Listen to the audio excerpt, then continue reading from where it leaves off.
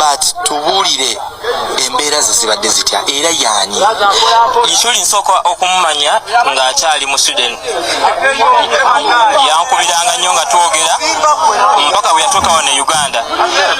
Iculi ye musajja ekisookera ddala bangi babadde nga tebakimumanyiiko naye nga bw'atyo bw'ali abadde musajja wa kisa ng'alina ogw'omutima nga bw'ojja ng'olina ekizibu asobola okukuyamba nga yes asobola okunyiiganyiigamuko here and there kubanga ndowooza kikula munange mukwano gwange gwe ampuliriza mawulire mabi nnyo munange agakagwawo. Musajja mukulu Isma Iculi ono nno abadde blogger w'amaanyi nnyo munnange njogera bino mpuliriza ono akubiddwa era ali ku ttaka. Ono nno kigambibwa alumbiddwa omusajja omukwata mmundu era bamusanze ate adda mu maka ge. Actually tebamulinzizza ne bamuweerawo. Kitalo nnyo ddala. Musajja mukulu ono abadde awangaalira Kyanja. Jjukira ekyanja eyo ate ye wabadde ensasagge ey'okufiirwa kwa minisita omulungi eyatugenzeeko.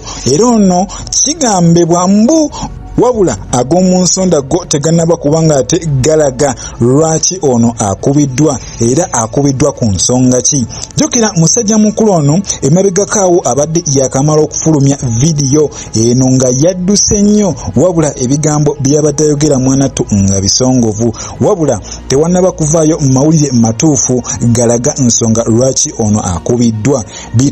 Bitalo nnyo ddala. Tusaasira famire ya Jjajja Iculi munange atugenzeeko nnyo mawulire mabi gakagwawo mukwano gwange. Munange gwe atalabye vidiyo eno kankukangemu katono nnyo. Musajja mukulu ono vidiyo ekinyinza okugamba nti oba ye yasembyeyo ono yeyo vidiyo gy'olabaawo.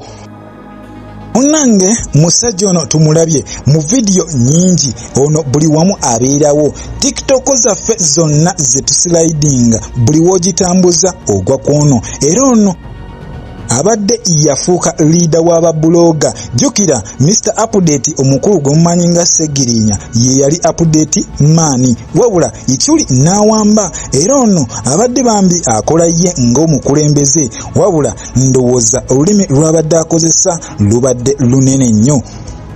Ono muganda wange abadde basajja mivule abadde talina kimukanga abadde ayogera.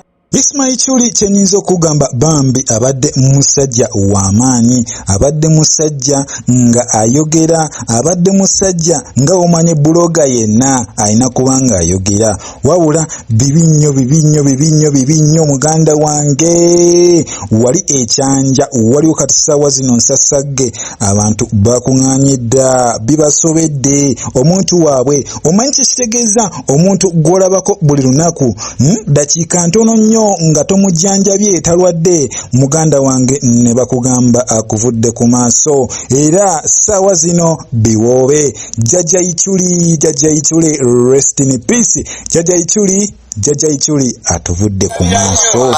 Tubuulire embeera ze zibadde zitya era yaani. Iculi nsooka okumumanya ng'akyali mu Sweden. Yankubiranga nnyo nga twogera mpaka bwe yatuuka wano e Uganda.